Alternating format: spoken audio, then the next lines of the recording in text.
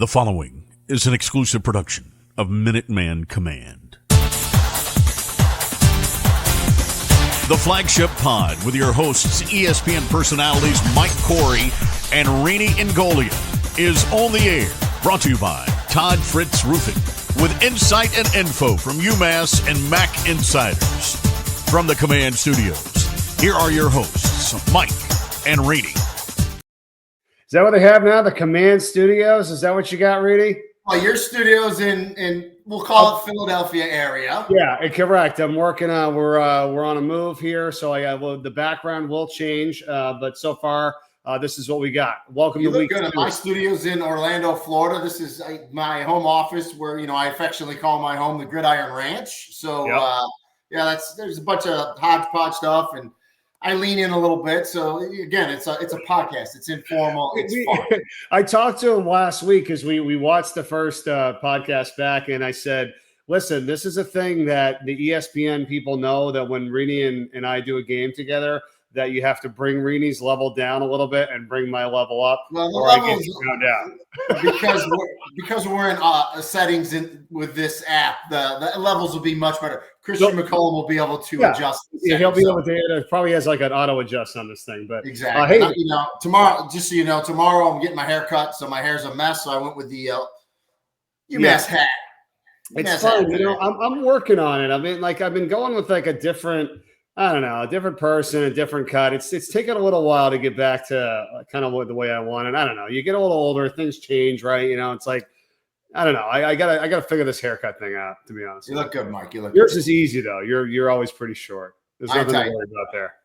Nothing to worry about. Week 2 here. Can you believe it? We're underway with the pod. I'm excited. We had a great weekend last weekend up at UMass for the spring game. Talked to a bunch of the coaches, the players. We're going to play some of those interviews back for you here today as well. But I just thought that was an awesome weekend because the whole point is really just to get reconnected with everybody and just kind of get this excitement going again, man. No doubt about it. And as you just said, we did a lot of interviews, which is nice. We'll roll that content out starting today with offensive coordinator Mike Bajakian and wide receiver T.Y. Harding, and just be a part of that family. Because again, we work for ESPN, but we're UMass alums. I played there, and it's just feels good to try to give back by doing this podcast. And again, we're new to the podcast world too, so everyone out there watching, hopefully we're going to give you some good content, and like it, follow it, do all that stuff, all the different places you get your podcast, of course, on YouTube as well. And so we're excited to get episode 2 underway. Yeah, I think every week we're kind of starting things off with a little segment called First and Goal. We're just going to kind of throw stuff out there that that's happened that you and I are always talking about. Let me first off, I want to hit. Oh, go ahead. What do you got? Well, I'm going to go first. This is First and Goal. Just this is basically like Mike and I's phone conversations when we talk. So this is the crazy stuff that goes on. So let's hear. I already know some of the craziness that's going on in your world. Yeah, well, I was just even more pissed off yesterday. Now look at those Progressive commercials, right, where they say you're turning into your parents and you're like, yeah, that's not me. It's like, look, if I'm already bitching right now about the price of eggs and milk or whatever, it's like, what do you think is going to happen 20 years from now, right? We definitely will do that. I'm already doing it now. It's like, so the guy from I got a Nissan, right, for car. He's like, yeah, we want your car. It's on a lease, and they want to bring it in early, because they make money off the used, whatever cars. I was like, dude, I'm already paying $500 a month. I'm like, if you want it, fine. But I'm not doing a new deal unless you can get me, another car and the new one for less than what I'm paying now. I was like, oh, okay. I get in there and it's like, dude, the same exact car that I have now, it's only been a year and a half into the lease, and I have a Nissan Rogue. Okay, it's nothing crazy, and it's another $5,500 for the same exact car. A year and a half later, I'm like, no, dude. It would be another $100 payment, another $100 higher, plus $2,000. I'm like, am I becoming that guy already? Or I'm worried about the prices. This is for those who don't know you, Mike. And I was thinking about this the other day, and it's so funny that you because we talk a lot of stuff happens in your life, a lot of quirky stuff. You are in my life. You're the Larry David in my life. You know who Larry David is, right? Curb Your Enthusiasm. Yeah. You are the Larry David that I talk to, and you're the Larry David in the ESPN world because there's so many things that you deal with that bother you. Now, can I tell people what happened to you this week, or do you not want me to say that? No, we'll save that for another week. We're going to save that for another week. Okay. Yeah. No. Well, now people are going to be, Mike had a couple issues driving. Everything's good. Everything's good. No, we're not talking about that. We're not bringing that up. But so you're the Larry David. So this doesn't surprise me at all when, there's automobile stuff and car dealership stuff. That's right. That's part for you. There was something else and you know what? I'm usually a pretty chill guy. I don't know, but for some reason I started getting annoyed at things. So there's that Seinfeld bit, now that you brought up Larry David, where it's George is in the coffee shop there with Elaine and Jerry, and he's got that job at the Yankees, and they're like, I thought you were more busy. He's like, well, that's when the season starts. It's like, right now I sit around pretending like I'm busy. They're like, how do you pull that off? He's like, I always look annoyed. He's like, when you look annoyed, people think that you're busy. You're like, it's like, I love that stuff. It's like, he's absolutely right. So what are you going to do with the car? We got to cap it off. I'm keeping the car. I'm keeping it for another year and a half. I walked out of there. I'm like, this is BS. I'm like, I'm not doing I'm going to be 53 next month. And I used to love cars. Cars used to be my thing. I am to that point in my life where I don't care. I just want a car that starts up, doesn't have look okay, I'm fancy, just a good payment, a reliable car, and just go. Same thing with my wife and my kids. So my first and goal, and same, finally checked the box. My oldest daughter, Katie, is graduating from Lynn University Friday. Is that crazy? That's awesome. School in Boca. She played Division II soccer there, so she's graduating. It's right next to FAU. So now we just got to get her a job. So, but that's the big thing happening this week. And as I look at my notes here, first of all, too, don't forget this UMassGives is now. Yes. So as this podcast comes out, UMassGives, any amount, $5 helps, right? Obviously, this is a football basketball podcast, so we would love for you to donate to football and basketball, but really every single sport's there. So if you get a chance, UMassGives, please do it. Cool thing this week too, Mike. The other day, Liam Cohen, great former UMass quarterback, now the head coach of the Jacksonville Jaguars. I didn't tell you this. I traded text with Liam this week. Oh, okay. Texted him, congratulate him on what I thought was a great draft for Jacksonville to trade up to get Travis Hunter, who's the best player in the draft. I understand why Cam Moore went first, quarterback position. So excited to see what Liam does at Jacksonville this year. That's a cool pick. I mean, I guess you and I were talking about it, because I think when they were with the Heisman, and we did Ashton Genty in week 1 last year with Boise State, and I just thought that guy was incredible. And I only feel because the numbers that he put up, and then they played some pretty good teams. Okay, I mean, I know the schedule wasn't whatever, but I mean, come on, he's averaging 200 yards a game. You're a former running back, this. I almost don't even care who you play. It's not like they're playing FCS all the time or Division II. He was averaging 200 yards a game. What was it, 30-some touchdowns? I don't know. I just thought he was the guy. Then when you were telling me about Hunter, it's dude, he's playing both ways. And he's put up damn good numbers on both ends. I'm like, all right, well, is he going to play both ways in the NFL? I guess he is now, but I don't know. Yeah. If I had a Heisman Trophy vote, though, and no shock to the people that know I'm a former running back, I would have voted for Genty. For my Heisman. And it's funny. So I did a radio interview a few days ago on Mark Daniels, who's the voice of UCF here in town, has a radio show, 96.9 The Game, the Beat of Sports. So I went on his show. And RJ Harvey, UCF's really good running back, got drafted, I think, the 3rd round at Denver. So kind of comparing him to Ashton Genty, they have that same type of build, 5'8", 5'9", low center of gravity, strong lower body, great balance. 2 guys I can't wait to see play in the NFL next year. Yeah, no, that was good. I mean, the draft's crazy. I'm not, there's a lot of people that go nuts about it. I'm not kind of one of those people, but I'm following it. But it's you got to feel it's just an event, right? I mean, you see all those Jets fans, that's a big deal for them, right? It's you can't tell me that they know all these guys, right? You get down to the 5th round. It's dude, you have no idea who some of these people are. I mean, we deal with it in games, but that's on a much bigger, stage where you just do as much research you can. But how about the ratings? The average, I think, were 7.5 million viewers on all the networks. Oh, I know. That's bigger than what the NBA, any of the other pro sports playoffs are bringing in. It's crazy. And then, of course, the third day of the draft had the most eyes watched ever, and that's because Shedeur Sanders was still on the board, right? So everyone was like, and that's the thing. It was like must watch. You couldn't stop watching because you wanted to see where he was going to go, what round he was going to go. And then it's crazy that, Cleveland takes him in the 5th, 2 rounds after they took Dylan Gabriel in the 3rd. But, hey, we'll see. He's going to get his shot. At the end of the day, I was asked on Mark Daniels on his radio show what I thought. I think he probably legitimately had a 2nd-round grade from the NFL. But once you get to that 2nd-round spot, you're not – in their minds, you're not a franchise-changing quarterback like he thinks he is, and he should think that. And so with all the issues, when I say issues that go along with them, I just mean, Shedeur Sanders and Dion and just all the stuff.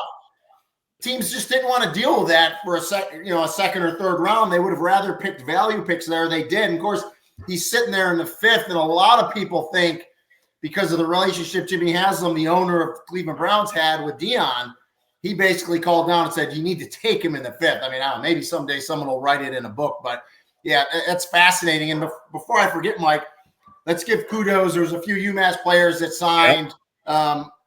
Jacoby Keeney-James, wide receiver, signed an undrafted free agent contract with the Detroit Lions. That means he's going to be in camp. He's going to get a chance to make the 53, make the practice squad, or at least get filmed where if you do get released, you can get picked up with someone else. And then 3 guys got rookie minicamp deals. Dom Mazzotti, the tight end, Macklin Ayers, linebacker, and Isaiah Rutherford, defensive back. Mazzotti, I said Bears, Ayers, Browns, Rutherford, Raiders. So, and it's a little different from when I played, but these rookie minicamp deals basically allows you to get in to minicamp, and then from there, your foot's in the door. You try to get to summer camp where obviously you need to get to make the team. So, but they all got opportunities, and that's all you could ask for. So, congratulations. Well, and they're going to bust their ass, right? Because, then now they got to try to get on there. And I think that, it's probably better for, Sanders, too, by the way. It's like now that you have, a little less pressure, right? I mean, you're a 5th-round pick. It's like, hey, if you do anything, then you're like, oh, I'm proving people wrong. It's like I almost rather that sometimes. I know about the money and whatever. I think he's got pressure there. I just think he's got pressure because of who he is and what he says. And fascinating. And how about, I don't know if you saw this, and our great Christian McCollum did the little write-up. So go to Minuteman Command, subscribe, follow, get all the refs. A little basketball news, since this is a basketball pod too, but Dwayne Wembley Jr., a 6'6" swing guy, played at St. Thomas Aquinas down here in Fort Lauderdale, Florida. Frank Martin, big signee, gets him up there to UMass. That's a good-looking player right there. It is. I saw that too. I read the article. Great job, Christian, and it was online right here at Minuteman Command. It was excellent. There's a picture with Frank. Look, they're going to make some moves here too. We'll be talking about it as we get closer to the season for sure. I mean, last week, and we talked about the draft. I'm excited, because I think moving forward, hopefully there's going to be even more guys, right? That you can recognize that, their name will be called on those 3 days next year. Let's think offensively. So like some of the guys we talked to last week, offensive coordinator Mike Bajakian, you're going to hear from him in just a little bit. Also T.Y. Harding, one of the wide receivers. What did you think about Mike? What was your take on, our interview there before we play it on what you think about the offense this year? Yeah. So those who don't know him, and we get into it in this interview a little bit, but I mean, he's a very experienced coach, over 25 years coaching experience. Half of that is as an offensive coordinator at almost all that entire time, offensive coordinator at Power 4 schools. I think he was Central Michigan for a little bit in there, but all Power 4 schools. So he brings a lot of experience, coached with the Tampa Bay Bucks, quarterback coach for 3 seasons as well. So the biggest thing I took from that is really good experience. And people ask, okay, we bring Joe Harris-Simiak in and he gets a bigger contract. For the first time, the commitment is really there for the football program and the coaching staff. It's one thing to pay your head coach. It's another thing to have that money for the assistant pool. And Joe got that this time, and that's why all these assistants he's bringing in have good experience or are young, up-and-coming coaches that are great hires. So I am super excited about the experience Bajakian brings. And then talking about experience, T.Y. Harding, we talked about it. It's his 4th year at UMass. So you love that experience in that wide receiver room. He had 19 receptions, about 340 yards, 5 touchdowns last season. He brings that back, but it's the 4 years there. It's the experience in that wide receiver room. And the other thing, Mike, that I love that we're not bringing up this podcast, although I'm about to bring it up, is the spring transfer portal. There was no news yet. We had a couple people, here and there, but that coaches now know that's expected. You're going to lose some, but there was no mass exodus. There was no really star players or anything like that, and that goes a long way to show you what a good job Joe Harris-Simiak and his staff did this spring, and no major injuries, which is huge. Yeah, absolutely. No, that's good. I mean, listen, we'll recap it in a minute here about Mike and let you guys hear what he has to say. So here's our interview just last week before the spring game with UMass offensive coordinator Mike Bajakian. Great to meet you, and welcome back to New England. Right? Yeah, it's great to be back. I'm a Northeast guy by heart, and boy, it's good. This is as close as I've ever been to my family.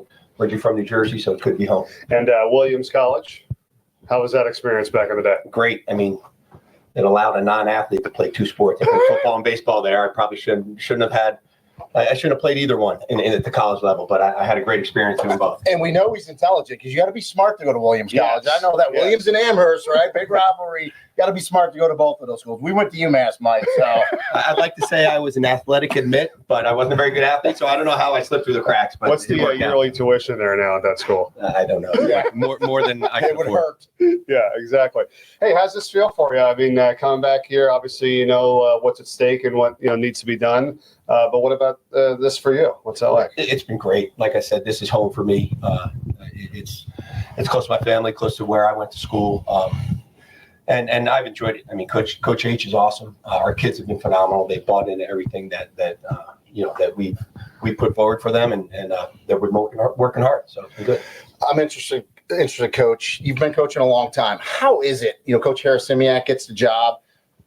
Essentially a brand new staff. I think maybe 1 or 2 holdovers he had, but it's pretty much a new staff. How is that as a coach, as a coordinator, coming in, learning the new coaches, and then obviously a new team? How's it been this spring? It's been really good. Coach H gave me a lot of freedom to hire, to help in the hiring process with guys that I know. So our O-line coach and I were together at a previous stop. Our running backs coach is a guy we've worked together before. Our assistant O-line coach is a guy that I've worked with before. So the transition's been smooth in that regard, and the overall culture that Coach H has put forth has been phenomenal. Yeah. I mean, it's I've competed against him a couple times in the Big Ten, and there's a similar philosophy in how you play the game, and so it's been a really good match. Yeah, what it's like when you played. I mean, it's the UMass football family, and I know we're trying to get that back a little bit. I mean, you were talking to us earlier. I mean, you have 5 kids yourself, right? I mean, you just tell me a little bit about, like, first from your family's perspective, what it's like and what you do in your profession all over the country, different stops, and now being here. Sure. We've my wife's a Saint. We've been married 20 years. Celebrated our 20th anniversary this past summer. Congrats. And have 5 kids, ages 14 to 8. So we really spread them out, as you can tell. And, she's been managing the household. I mean, the reality is we've moved quite a bit. My 14-year-old, my 13-year-old. This will be the 7th different move that they've made. So, you'd like to say there's stability in the profession. I hope that that's the case here. Yeah. But the reality is it's a transient lifestyle, and it helps you grow closer as a family. But my wife's been great through the process. My kids kind of think of it as an adventure, so they've enjoyed the process. Yeah, I'm friends with a lot of assistant coaches, and I tell people, because you guys, everyone wants to talk about the head coaches, and they see the contracts they get. The assistant coaches, I tell people all the time, it's the only profession where if you do really good, you're up and moving, because the head guy's usually getting a new job. And if you do bad, the head guy's usually getting let go, and you're up and moving because you're looking for a new position. And it's just one of the crazy things where, like, no one really understands that about the assistant coach. And to your point, how important a significant other is, how important your wife is to kind of hold that glue together. It is true. The familial bond that my kids have, I think, is a lot stronger than it could be had we been in one place for their entire lives. So it's been good for them. I think they've learned people skills out of it. They've learned to be adaptable. It's worked for us. Well, probably for you too, as a coach, trying to relate to the players. And I mean, it's more than just the X's and O's. Everybody wants to talk about plays and this and that. It's like they got to really appreciate you, and you got to get to know them before they want to go out there and run through a wall for you on the field.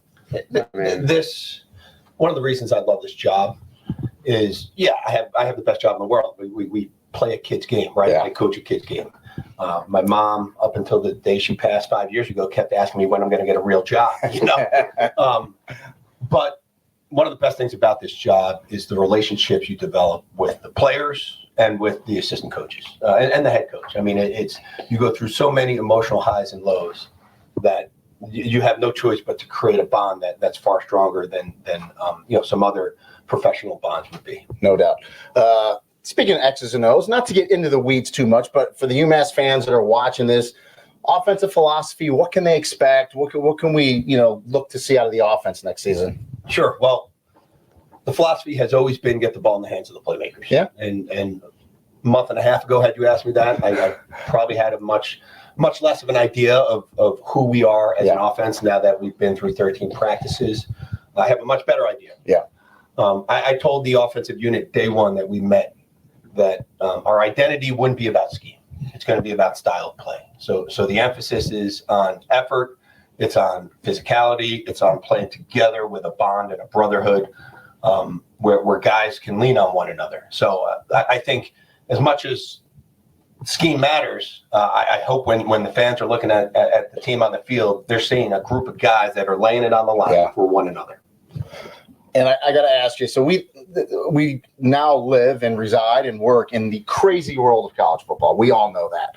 All the stuff that's going on, the portal, NIL, revenue share, the whole 9 yards. So I'm not going to ask you about specific players because I know for a fact that's why these spring games aren't on TV anymore because players are getting poached. So I'm not going to ask you about any specific names, but I'm curious, maybe a position group that maybe surprised you this spring that either took a step up that you said, man, this group's doing really well, or something of that. How has that been for your offense? I have to give credit to all the position groups, but I will. I'll get more specific. Sure.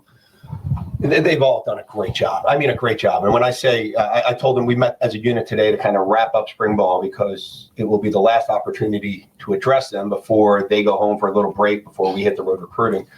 And I said, the progress we've made in every aspect of our game has been phenomenal. Like, I'm so happy with where we were from January 28th to today. A group that's really stepped up. The offensive line has done a great job. I know there's some experience that is returning, but there's some new faces that have, again, I don't know what they were like before. Yeah. But all the input I've gotten from some of the people that have been around the program is player X, Y, or Z is a completely different person and different player than he's been in the past. So that's a group that I'm really excited about. Our wide receiver group has done a great job. There's some depth there. They're competing really hard. They've been making plays on the perimeter, so that's been exciting to watch. And quarterback battle, I'm guessing we don't have a one yet, QB1 yet. Are we battling right through fall? Yeah, but this will continue through training camp. There are two guys that took a bulk of the reps this spring with AJ and Grant. Yep. And then another guy that will be added to the mix is Brandon Rose. He's been out this spring, but he'll participate in training camp. We have a true freshman who did a good job and is still learning, but he's outstanding. He's brilliant. And then our walk-on, Will Perry, has been phenomenal. He's the guy that, to be honest, when our guys come off the field after their set of reps, they go right to him, because I'm usually coaching the guys on the field, and Coach Belcher, our assistant quarterbacks coach, is calling the plays through the script. And they go right to Will Perry, and they say, hey, what did you see? So I think our room has a really good relationship. Yeah. It's fun to watch. It's one of the things I mentioned to them day one is, hey, there's only one guy that's going to play. But we need to support one another. We need to be a unit as a quarterback position. Yeah, no doubt. We'll definitely be catching up with you as we get closer, to the start of the season. And I'll end with this. I'm going to ask everybody this. From your perspective, why can this year and this team be different than what we've seen with UMass football? Good question. The answer is simple. As Coach H says it to the team, to the alumni, to the media, we're a new UMass. And I have a lot of respect for the players and the coaches that were here in the past. Okay. But Coach H has laid a foundation for what the expectation is. And again, our guys have bought in 100%. So, it's exciting to see that buy-in. It's exciting to see the energy that they provided, and the feedback we're getting from them is how excited they are for this season and things moving forward. So I just think, the support we're getting from the administration, the job that Coach H has done laying the foundation and the buy-in of our players, it's all aligning at the right time as we're entering the Mid-American Conference.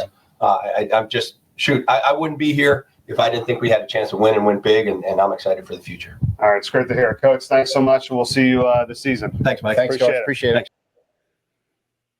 New UMass. I like that. I like that line, Rene. Look, I mean, everybody's optimistic now before the year, but there is so many new things going on right now. I enjoyed that conversation. That's what I circled. New UMass. Yeah. Just obviously that interview was last week, and so watching it again there, you love that, and that's exactly how we feel, right? As fans, as alum, a new UMass, a new day. We're going into a conference. It's just, and it just feels different. And I think for the fan, maybe not the casual fan, but the hardcore fan that's watching this podcast, I think they feel that too. And again, this program can do a 180. The days of 2, 3, 4 years rebuild, those are done. You can do a 180 and you feel like, okay, it's going to happen. And so, the new UMass thing, the effort and toughness I loved, right?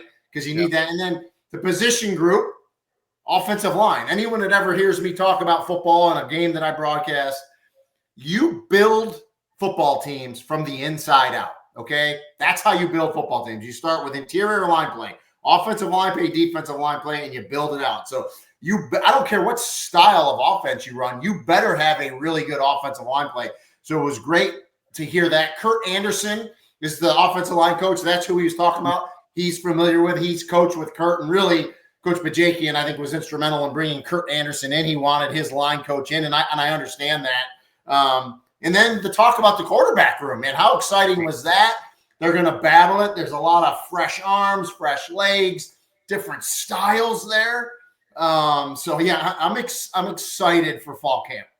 Yeah, hey, on the offensive line for a moment, because we talked about this, I just remember back in the day, and so the times have changed a little. So break this down for me for the fans so they understand. I feel like the guys that were blocking in front of you were the 330s, 320, big dudes. It's changed a little bit today, right? Now, different levels of teams and recruits, but what are we talking about here? It has changed. So although athletes today are in general bigger, stronger, and faster, which they are. Yeah. Back when I played in the 90s, when we're talking 25, 30 years ago, we ran the ball probably 80%. The game was predominantly run oriented. Yeah, you just pounded people. You were right. So we had big. We probably in 19. I played 92 to 95. My old line probably averaged about 305 back then, which was 305, 310, which was huge back then. Big, yeah. Now you're getting offensive lines that are actually getting smaller in terms of weight size. And the reason why, and we talked about this before, is the game is played in space now with these spread offenses. Linebackers, there's these big offensive linemen, they're not taking on 240-pound Mike linebackers anymore. They're 210, 215-pound linebackers that can run. So the offensive linemen have to be athletic to get out there. So that's why I think a lot of people are like, man, they're not maybe quite as girthy as I thought they would be. Now, with that said, football's cyclical, man. Things come back around. You're going to start seeing the power game because you have smaller linebackers that really don't do a great job stepping up in the box, and you're going to get pounded, and you're going to see a fullback, and you're going to see 230-pound tailbacks. You're going to see that again. So that's exciting for me. Yeah, no, for sure. Let's see. What about the skill positions? We got a chance to catch up with T.Y. Harden. As you said, 4 years at UMass, like that. Again, not a lot of people are doing that. I think having him to go through everything he's gone through, it was pretty cool, and we caught up with him too. And Harding's one of those guys you heard Coach Bajakian say, listen, get the ball in the hands of my playmakers. And really, at the end of the day, football's a simple game. It is. The hardest thing to do for a defender is tackle a really good athlete in space. So as an offensive coordinator, that's your chess match. Can I get it to a T.Y. Harding in space and just let him go one-on-one? I have multiple running backs. I can throw the ball out of the backfield, big wide receiver room, spread it around. So I'm excited to see this offense. I got to believe Coach Bajakian's going to be a little more up-tempo too, but I was excited to talk to T.Y. Harding. His attitude's infectious. Yeah, here it is, our interview with UMass wide receiver T.Y. Harding. Enjoy it. All right, T.Y. from Cambridge, Massachusetts. Here, you've been here your entire career. Entire career, man. That's like a record. He's been here for 4 years. In the world of college football, you just don't see it. And the cool thing is, too, I'll tell you this: like, I played here a long time ago. So tomorrow for the spring game, there's going to be a lot of alum here, right? And that's that bond that you build with your brothers. Exactly. And you're going to have that because you've been here. Yeah. So I feel bad for a lot of these kids that go to 3, 4 schools. Like, I get it. I get reasons why some of these guys are leaving. But man, when you go to 3 or 4 schools, it's almost like when you're 50. Yeah. Where you go back to, you know, where you know, but you're going to have that, which is, I love that for you.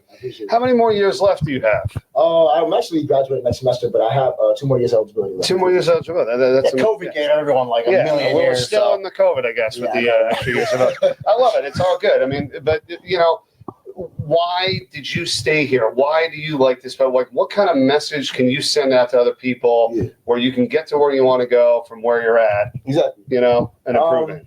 My main thing was being somewhere where I feel valued and loved. You know what I'm saying? So, we did. This is my third head coach. We got interim head coach last year. So, obviously going into the off season after the season last year, I did have to think about some things. You know what I'm saying? But the main reason like why I stayed, honestly, was because I know I'm valued. I'm loved here. You know what I'm saying? And this is home for me. You know, I don't really want to go nowhere like too far. I like being home. My family comes to every game. My friends come to every single game, which means a lot to me. You know what I'm saying? So that's one of the main things. You know what I'm saying? So like, obviously, I know maybe I would have got different offers in the portal or whatever. But at the end of the day, I want to stay somewhere where I know I'm valued and loved. You know what I'm saying? If you go to other schools, you know, they might say certain things to you, but that doesn't always come to light. The grass ain't always greener. So I really want to stay somewhere. UMass, like I said, this is my 4th year here. I'm valued. I love. I know all the people around here. Alumni talk to me all the time. People, different staff. So I just want to be somewhere where I'm valued. So you stay here, and you already talked about it. You know, you've been here through the ups and downs of UMass football. You stay. A new staff comes in. Coach H, Coach Bajakian, offensive coordinator. You probably had expectations and thoughts. How's it been this spring? Have they exceeded it? Talk about the coaching staff. Wow. This coach staff, I really like it because my goal is to go to NFL. And you see a lot of these coaches, they've been there. You know what I'm saying? Coach Bajakian, Coach Semiak, he's coached many NFL players. Gone to do good in the league. My coach, he just came from the 49ers, wide receiver stuff. So like a lot of these coaches, they know what it takes to what it takes to get there. And a lot of the conversations, they've been real with me. And I like what they're saying. They believe in me. They see the potential to do that. So being able to be around them really gives me the mindset and the hope in them that they'll help me get there. So that's like a big reason why I like it here. Do you have like a little chip or something that, you know, has in your mind or your body or feeling of just like, I'm tired of this crap, you know, what happened before, you know what I mean? Like we got to freaking do this, right? Like, I mean, just to be flat out blunt about it. Yeah. You tell me. I got a chip on my shoulder my whole life. You know what I'm saying? Nothing really bothers me like to be real, I'm 5'8". You know what I'm saying? My whole life, I've always been on the size. People always saying, you don't have the talent to go D1, so on and so forth. But that really hasn't bothered me. I've always liked being doubted. You know what I'm saying? Because I just have more to prove. And you know what I'm saying? I have nothing to lose from that. Okay, but what about also the team overall? You know, with everything that's happened throughout your time here. We know it's not been pretty. Yeah. Like, are we, like, is everybody else kind of coming up to your level of saying, like, I'm done with this losing mentality? Like, how does that change? Yeah, for sure. Like you said, we got a whole new coach staff. We got a bunch of new players. And the mindset I really like about this team is they want to be here and they want to win. Okay. You know what I'm saying? Nobody here is on the side, I'm just here to play. No. We want to win. We know, since 2012, we've been D1. We haven't been in one bowl game yet. There's a lot at stake right now. You know what I'm saying? And a lot of these guys understand that, especially these coaches. You know what I'm saying? And like, this is a different world of college football. This is a business now. Yeah. So people, we need to win. You need to win now, and everyone understands that, which is really good. And the way the roster is, Ty, there's no doubt. From one year to the next, you can do a 180. You can flip this thing. You can go to a bowl game. And the other cool thing is, you can compete for a conference championship now, which you couldn't do before. Exactly. And Mike and I do a lot of MAC games, and there's no doubt, like, day one, if UMass football shows up, you guys should be able to compete. For sure. Like you said, I've seen a lot of games last year. We were in a lot of those, especially with the MAC teams. You know what I'm saying? They were the teams we've been going out. We really should have won a good majority of those games that we've seen last year. So. Well, and you got to get your guys, like, everybody's got to be feeling the same thing, right? I mean, you can't be having this guy over here and give a crap. And, like, listen, when we all do well, you look good. Exactly. You do better. Like, exactly. I mean, of course, you got to go out there and get your stats, and you want to go to the league and all that. But like, how do you do that with being in the framework of the team and being like, guys, it looks better when we're 6-2 and not 2-6, just because you had 100 yards, whatever. I think it's like mainly two things: trusting the coaches, trust that they're going to put us in a position to be successful, and just do your job. You know what I'm saying? If everyone does their job and just puts trust in the coaches, and like, there's a lot of mental mistakes we had last year. Yeah. People not doing their jobs. You know what I'm saying? Kind of want to do their own thing because they didn't trust. I trust these coaches. That I feel like everyone is going to trust these coaches. You know what I'm saying? And that's pretty much all we got to do is just do our job. And if we do that, then we'll be successful. Last question for you. So the wide receiver room, we've heard rave things about the entire room. Of course, you as the leader. Talk about the guys throwing you ball. How the quarterbacks look in the spring? Amazing. I'll start off with AJ. Me and AJ, he played the last 4 games last year. Connected a lot. I love him. He's got a rocket. He's got a rocket. He's one of the youngest quarterbacks in the room right now, besides the new freshman that came in. But he has a rocket of the arm. You know what I mean? He's growing. Starting to understand the game a lot more. He came in as like a high school kid last year, so he was young, had a lot of learning to do. He's doing great. Grant Jordan, man, Grant is a great leader. But I really think his voice, you hear it every time he's on the field. We feel him on the field all the time. So Grant's just a great leader. He's a dual threat. He can run, throw. And we have Brandon Rose from Utah, who hasn't really got really in the mix yet. His ankle. Yeah. But like you see, he's pretty much like he's there all the time. You hear his voice. He's vocal. He's around the guys all the time. He understands the game. He's talking all the time. So even though he's not on the field, throwing the ball to us, we still feel My last thing personally for you, things you enjoy doing outside of football, what drives you, what hobbies and interests, and then also whenever football is done, which I know you want to get to the next level, what do you want to do after that? Like what are some of the things in your mind right now? Yeah, for sure. So like I said, I want to go to the NFL for sure, but honestly, there's a few things I want to do. I'm a psych major, so there's I like talking to people. You know what I'm saying? I like helping the community. I like being around my family. He's going to take our job now. That's great. I mean, I know it's pretty easy conversation. So But I also love football, so it's going to be hard to step away from the game. So I don't know if I'm going to take my next step into coaching or being and just involved in the games. I love it so much. So there's a few things I want to do. And my advice to you as a former player, I know I don't have to tell you this because you know this. Play as long as you can, man. Because when it's over, and you're going to move on to something else. So play as long as you can. And I cannot wait. I had to pull it out. August 30th. Temple, baby. I am excited for that one. I can't wait for you to show out, brother. I appreciate you. Great meeting you. Yes, all the best this year. Thanks. Man, I hope TY's attitude and positivity rubs off on everybody else. I enjoyed talking to him. The one word he said, trust, right? Which is so important. And he said he has it with his team, with his coaching staff. And, in this era of transfer portal, right, we always talk about players leaving and coming. So at Group of 6 programs, right, if you have an outstanding player that just takes off and does great, right, and there's no Group of 6 program that can keep them. The Power Four comes in with their big-time money, you're going to lose them. All the coaches know that. What a TY does, with that leadership in the locker room, roster retention, right? Keeping people there, because roster retention is a huge thing in Group of 6. Oh my gosh!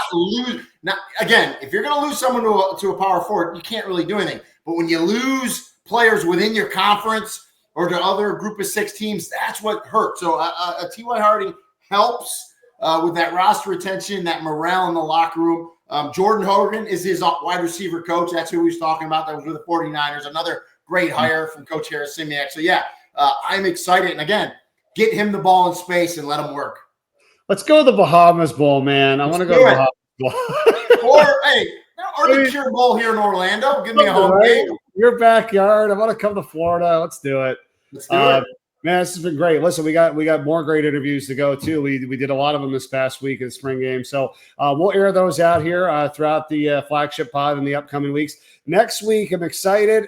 We talked to Marty Jacobson, best donor for UMass football. His name's on the performance. UMass super guys. Yeah, he was awesome, and then you and I hung out with him for like an hour, like at dinner. It was great. So you'll hear that coming up next week, and then. My partner on the UMass documentary that we're working on for UMass Basketball, Brad Davidson, joining us as well. So we'll get to talk about UMass Basketball a little bit there.